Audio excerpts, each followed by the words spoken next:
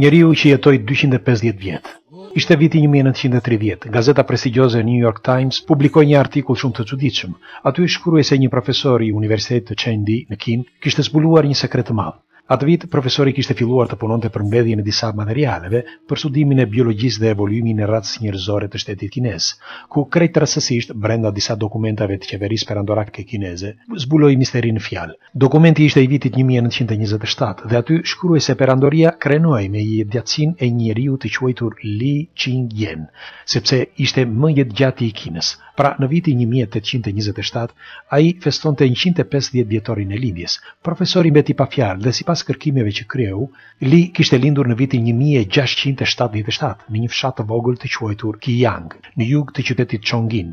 Mes dokumentave, profesori gjeti dhe një tjetër shënim, kësaj here e vitit 1877, pra 50 vite më vonë, ku flitej për të njëjtin njeri dhe që atë vit ai festonte 200 vjetorin e lindjes. Në vitin 1928, një gazetar kinez, i cili në ato vite punonte për gazetën New York Times, i deklaroi profesorit se Li nuk ishte i vetmi që jetonte kaq gjatë, por në atë zonë kishte edhe të tjerë të moshuar, por jo si Li. Atëherë, profesori vendosi të shkonte atje, në vend. Ditën e parë, takoi disa pleq të zonës dhe i pyeti, çuditërisht që të gjithë e dinin këtë fakt. Madje treguan se Liun e njihnin që kur kishin qenë të vegjël dhe që e donin dhe e respektonin të gjithë. Treguan gjithashtu se e njihnin edhe gjyshërit e tyre. Bile dhe për gjyshërit ishte çudi se si ky njeri nuk plakej kurrë. Dikush ishte shprehur se vdekja kishte harruar ta merrte. Kur profesori takoi Li Qingyan, ishte shumë i emocionuar sepse po i shtrëngonte dorën njeriut që atë vit, pra në vitin 1930, festonte 253 vjetorin e lindjes.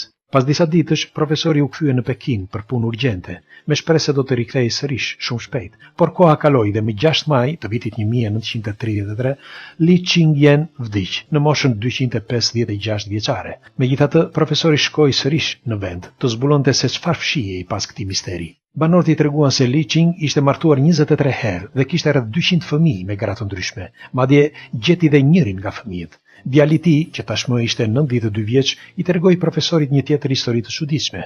I ati i kishte treguar se sekretin e jetëgjatësisë e kishte marrë nga një budist, i cili kishte jetuar 500 vite. Për ne, këto mund të duken si fatazi, por qëndron fakti se në ato çka shkruhej në dokumenta, Li Qingyan u nda nga jeta në vitin 1933, në moshën 256 vjeçare.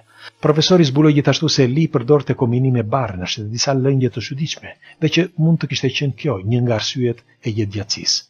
Para se të vdiste, e kishin pyetur se cili ishte sekreti që jetoi kaq gjatë, dhe ai ishte përgjigjur se përveç kombinimit të barnave, Li kishte eliminuar totalisht mishin. Ai tha se njeriu duhet të mbajë zemrën të qetë dhe jo me rrahje të forta, të kryej punët si breshka e jo si lepuri, të eci si një pëllum e të flesi një qen. Meditimet, që sot njeh gjithë njerëzimi, janë fal praktikave të lashta budiste dhe dihet që qetësia shpirtërore, pas stres dhe me teknika të frymëmarrjes, e duke stabilizuar mendjen me cikle të ulta, sjell me të vërtet jetëgjatësinë e trupit, dhe ky është fakt shkencor.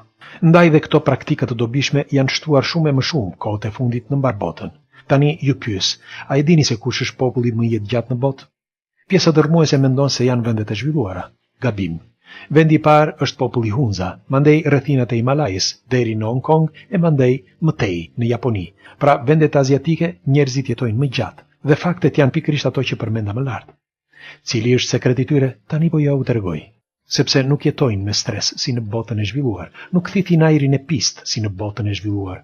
Nuk han mish apo ëmbëlsira pa fund, nuk konsumojnë ushqime të modifikuara si në botën e zhvilluar, nuk pinë alkool apo të përdorin ilaçet pa fund si në botën e zhvilluar, nuk pinë duhan apo të humbasin kohën kot me llafe si në botën e zhvilluar. Pra, këtë stil jete, nëse e kupton, shumëzoje me vullnetin tënd dhe do shohësh diellin një ditë më shumë në jetën tënde. Kështu që përdorimi i frutave dhe i bimëve medicinale dhe jetesa në natyrë, rezultatet janë të pakrahasueshme me jetën që bëjmë. Tani, bëni zgjedhjen tuaj. Kalofshi një ditë bukur.